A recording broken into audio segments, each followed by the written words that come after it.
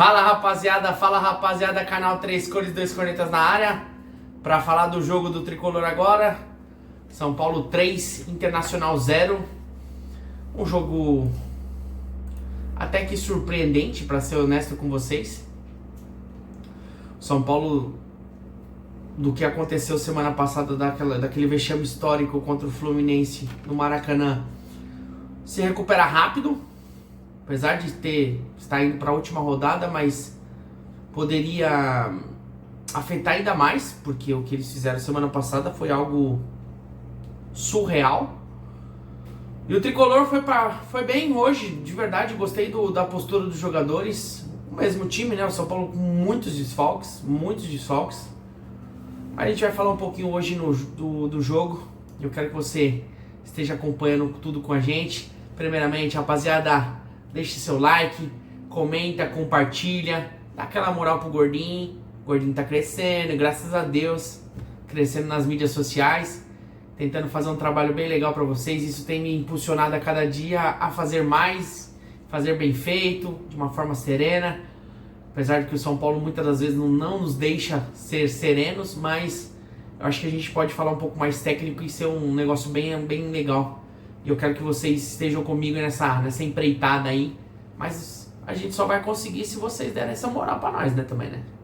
Então curte, comenta, compartilha, pra gente falar um pouquinho do jogo que aconteceu na Vila Belmiro. Rapaziada, cara, de verdade, eu gostei da postura do São Paulo no jogo, tá? A postura do São Paulo, desde o início, falar a verdade pra você, com 10 minutos de jogo já era pra estar uns 3-0. Você não perdeu 2 gols de cabeça sozinho. Inacreditável. Mas assim, rapaziada, era ele o goleiro. Ele perdeu. E eu olhava assim e falei, puxa, a gente tem que matar o Inter, né, mano?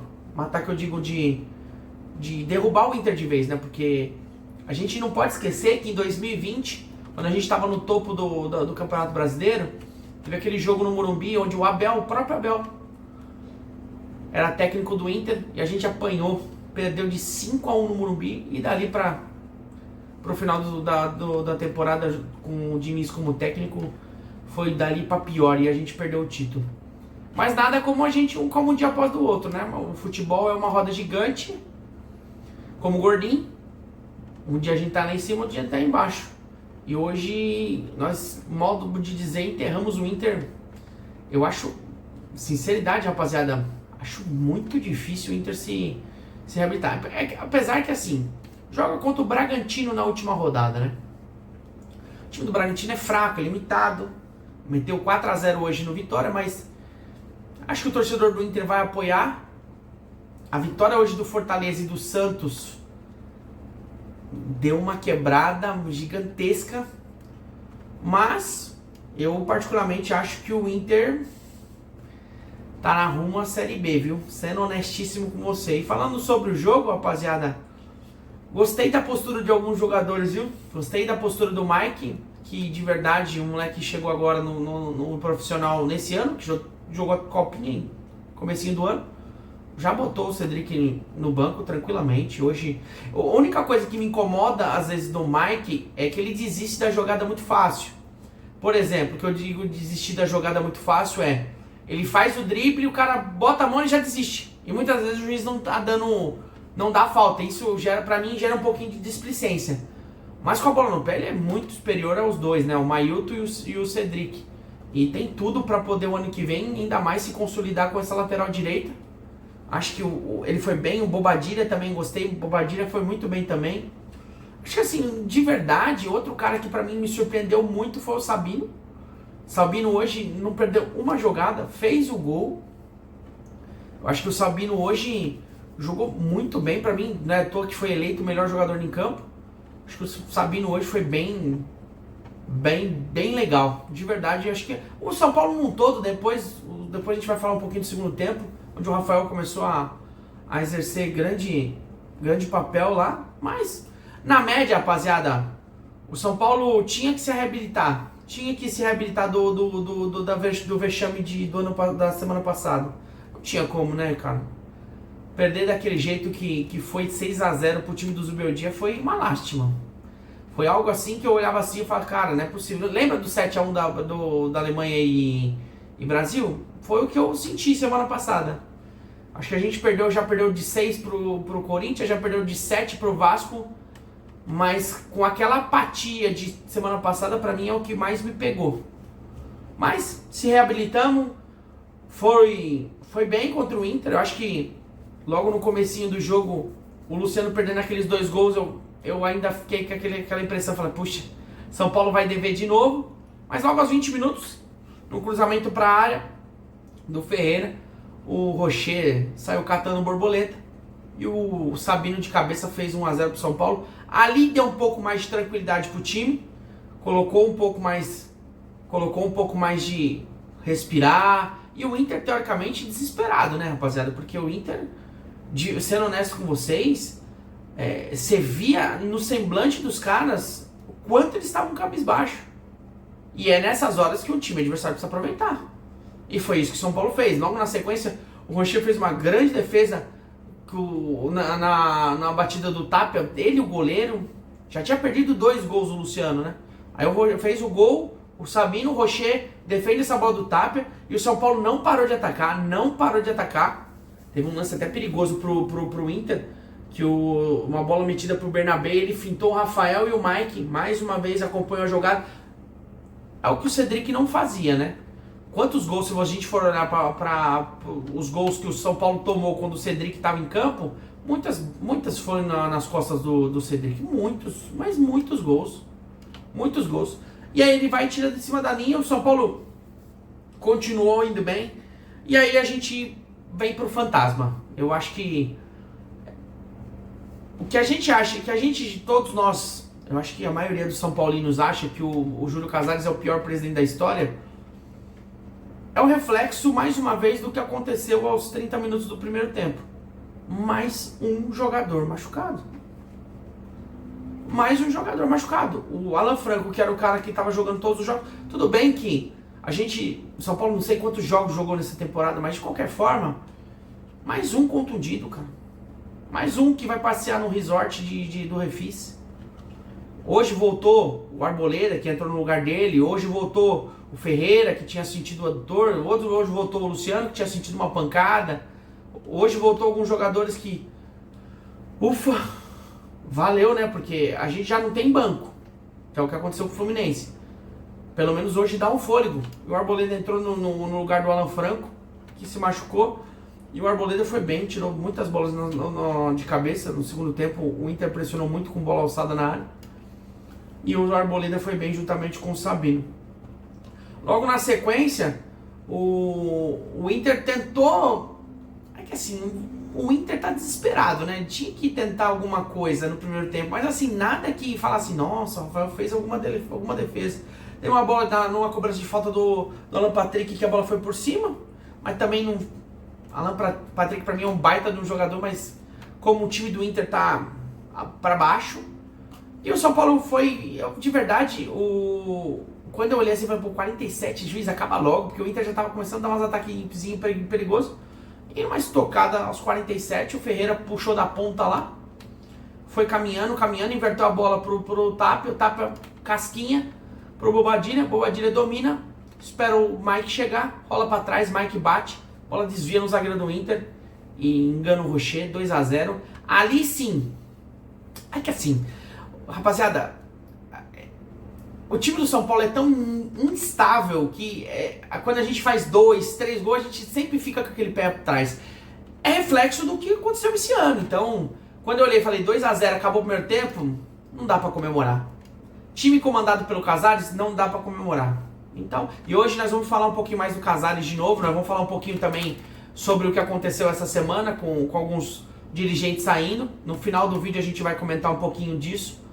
E aí o São Paulo fez 2-0 com o Mike, foi pro intervalo e eu acho que nesse sentido o São Paulo conseguiu.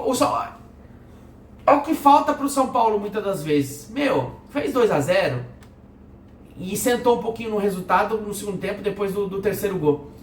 Fura a bola, mano. Se tivesse furado a bola, modo de dizer, contra o Palmeiras não tinha perdido, tinha segurado o jogo. Se o São Paulo tivesse tido um pouquinho de sei lá, é que a apatia tava gigante contra o Fluminense, que pra mim isso aí jamais vou esquecer, essa derrota pro Fluminense. Meu, bota os 11 lá atrás e segura pra tomar uma goleada desse, pior goleada que tomou na história pro Fluminense. Bom, e aí voltou pro segundo tempo, logo a 1 minuto, o Marcos Antônio é só tacada de bilhar, cara. Que jogador maravilhoso, cara. Que jogador que dá uma dinâmica de triangulação, de passes entre linhas, que quebra toda a defesa do adversário. Ele é um motorzinho, né? Aquela formiguinha que não para. Meteu uma bola pro Luciano e eu juro, na hora, eu falei assim, putz, ele perdeu de novo outro gol. Ele se embananou com a bola, o Rocher saiu no pé dele, ele deu uma leve cavadinha num lindo passe do Marcos Antônio, 3-0. Aí eu falei pra você, aí eu falei assim, tá ótimo, mas nada se surpreende quando se fala São Paulo Futebol Clube. E aí, o São Paulo teve até mais uma chance aos 7 minutos com o Tapia, que entrou ele e o goleiro, era pra fazer o quarto e matar o Inter de vez, pra derrotar o Inter de uma vez. E aí ele perdeu as duas chances, que uma bateu mascado o zagueiro tirando, na sequência ele bateu em cima do Rocher. E aí, a gente tem que olhar o panorama. O São Paulo já tá todo arrebentado quanto a jogadores. Muitos jogadores no DM, até semana passada era quase 20, né, rapaziada? Com suspensos e machucados. Eu acho que o São Paulo sentar em cima do resultado e, tipo, putz, deixar o tempo correr, era necessário de hoje, rapaziada. De verdade, a gente olha assim e fala, poxa, mano, São Paulo podia fazer que nem o Fluminense fez com a gente semana passada. Rapaziada, do jeito que o time tá esfacelado, eles não iam fazer isso. E aí no segundo tempo, depois do gol do São Paulo, o São Paulo sentou em cima do resultado e na sequência começou o Rafael a fazer grandes defesas.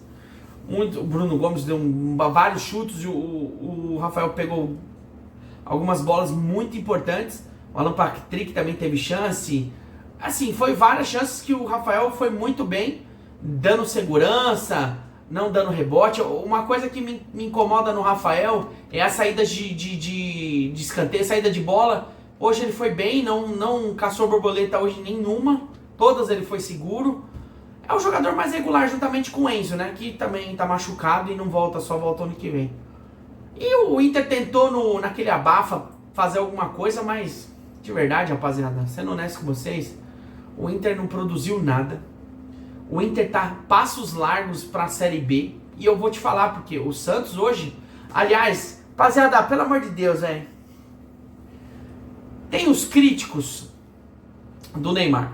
E eu concordo que às vezes o Neymar ele permite as pessoas falar porque ele tem algumas atitudes que eu também não concordo. Mas de novo ele salvou o Santos, né, rapaziada? E aí você vê o Inter esfacelado, o Santos precisando da vitória contra o Sport, Neymar deitou. Com um problema no menisco, hein?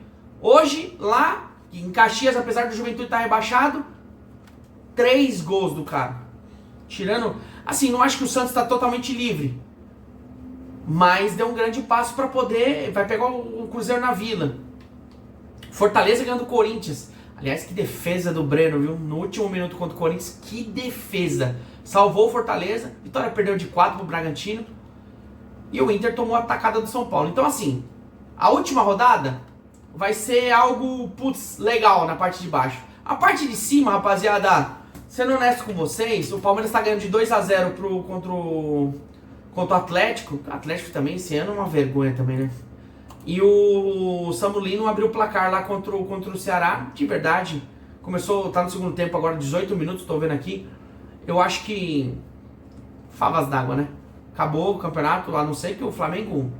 O Ceará também tá brigando lá por baixo, acho que o Flamengo não vai perder esse título. Merecido, que é o melhor elenco do Brasil. E o Flamengo merece esse título por tudo que construiu. Pela gestão, que é o que a gente vai falar agora da gestão do meu time. Pelo dinheiro em caixa. O Bandeira de Melo lá atrás fechou a torneirinha. E hoje o Flamengo é reflexo. Foi o maior faturamento do ano, novamente, bateu o recorde do Flamengo. Por quê? Pessoas capazes que conseguem gerir e administrar um clube. Que é o que não acontece no meu clube. Vocês viram o que aconteceu essa semana? Vocês viram o que aconteceu essa semana? Belmonte, Nelson, Chapecó, Rua. Pediram para sair. Quem deveria sair seria o Júlio Casares, porque junto com eles. Porque a cúpula, mais uma vez, estragou o ano do torcedor São Paulino. Sejamos honestos, é mais um ano de frustração. É mais um ano que a gente olha e vê desde o começo atitudes que esses dirigentes têm que só faz, que depreciam o clube. Montaram o time errado, velho. Montaram um time com jogadores que, infelizmente, fisicamente, cara, definharam o ano inteiro. Caleri, André Silva, Rian Francisco, Oscar, que não sabe nem se vai voltar, tomara que ele volte. Mas volte para jogar, né? Porque agora se não for para jogar, que se aposenta. Muito sucesso, o Oscar já tá com muito dinheiro. De verdade, acho que se eu fosse no lugar do Oscar, eu nem voltaria. O Lucas, que é a nossa maior, entre aspas, não pelo caráter do cara e não pelo que ele joga, mas pra mim o Lucas foi uma das maiores decepções esse ano, porque fisicamente ele se machucou muito. E não é culpa dele, tá, rapaziada? Não é culpa dele. E isso, e não é só eles, tá? O Wendel, quantos machucados o Wendel teve? O Enzo, quantos machucados o Enzo teve? Quantas vezes o machucado? O Enzo nem tanto, mas o Wendel quantas vezes ficou machucado? E isso, eu tô falando, o Luan, eu vou lembrando dos jogadores, e se eu botar aqui o Pablo Maia também se machucou, você vê, o Cedric também, é que o Cedric é muito fraco tecnicamente, então é um reforço para nós. Mas quando a gente olha isso, a gente já logo se remete ao DM. E quando a gente olha o DM, a gente vê o quanto o Júlio Casares montou errado essa estrutura. Ele se esbanja e fala que fizeram várias infraestruturas para melhoria do refis, dos campos. Cara, pode até ser, cara, mas isso não é o resultado que está acontecendo. O São Paulo, de verdade, mais um ano definha fisicamente. O São Paulo, anos atrás, começava bem o primeiro tempo, segundo tempo, o São Paulo baixava o ritmo de uma forma absurda. E quando nós olhávamos isso, eu falava assim, não é possível. E esse ano foi o pior ano. Sendo honesto com vocês, foi o pior ano, porque a gente sofreu, lógico, quando machucados, contusões, que por exemplo, o Caleri, o André Silva, o Rian, que é LCA, não tenho como jogar nas costas do Casares. Mas vai tudo dentro do mesmo balaio. Casares, que você é o pior presidente da história, isso é notório. Você viu o que aconteceu de novo hoje na Vila? Porque era para nós jogarmos no Morumbi. Faz quanto tempo a gente já tá jogando na Vila? De São Paulo, tirando o gramado do Corinthians que é bom, mas eles nunca vão emprestar para nós. Mas o estádio da Vila mas assim, é muito pequeno. E muitas das vezes pelo que eu vi pelos setoristas essas semanas, nas 2 semanas anteriores, você bancou o jogo para jogar na Vila. Por quê? Porque tem medo de protesto. Você trava lá o Instagram o seu perfil, que é um direito seu, tá? Só que na hora do bem bom, você tá lá, postando fotinho, comentando. As pessoas te criticam, como muitos influenciadores, com razão. O São Paulo hoje está entregue em pessoas que, infelizmente, não sabem gerir um clube. O São Paulo hoje, se você for ver... agora o Carlos Belmonte agora está fazendo uma entrevista, mas descendo a lenha, falando mal. Então, quando você olha isso, você fala assim, cara, que sintonia que esses caras estavam? Como que isso vai acabar? O São Paulo, o Júlio Casares vai conseguir fazer com que o São Paulo ano que vem rebaixe para a segunda divisão? Vocês viram a tabela do Campeonato Paulista? O absurdo que vai ser? É só pedrada. É jogar contra o Corinthians fora, contra o Palmeiras fora. E aí? Vai reformular o elenco? Vai contratar jogadores um pouco mais... não falando experientes, que eu digo de idade, mas jogadores que consigam combater, porque a gente, uma dividida só se machuca. Então, quando a gente faz o saldo do ano do São Paulo foi muito ruim. O jogo de hoje do Inter foi um bom jogo tecnicamente? Não. Mas foi um jogo que o São Paulo foi um pouco mais equilibrado, ao contrário do que aconteceu semana passada. E isso é reflexo do Casares. O Casares, ele não pode ser mais presidente de São Paulo. Tem mais um ano de mandato e isso me preocupa demais, rapaziada. Vou explicar para vocês o porquê. Já estão começando com cortina de fumaça. Já estão falando que... Ele tá falando com a Galápagos, acho que é Galápagos, é alguma coisa assim, para investir 200 milhões de reais no time. Último ano. Você acha que ele vai querer fazer o quê para poder ganhar alguma coisa, para não sair como o pior presidente da história que ele é? Vai enfiar o São Paulo em dívida. O Belmonte disse que vai fechar superávit esse ano. Eu só espero ver. O ano que vem, como vai ser? Se já tá abrindo para poder ter dinheiro. Então, rapaziada, de verdade, o São Paulo está entregue nas mãos de pessoas amadoras. O São Paulo precisa urgentemente ter um presidente que reduza a nossa dívida e seja honesto. Fala, rapaziada, seguinte, ó. Nós estamos devendo quase 1 bi e nós precisamos, de verdade, fechar a torneirinha. Estejam com a gente, joga limpo com o torcedor. Mas, infelizmente, o Casares está desde 2021, nesses 4 anos nós vemos que... 5 anos, né? São mandatos de 3 anos.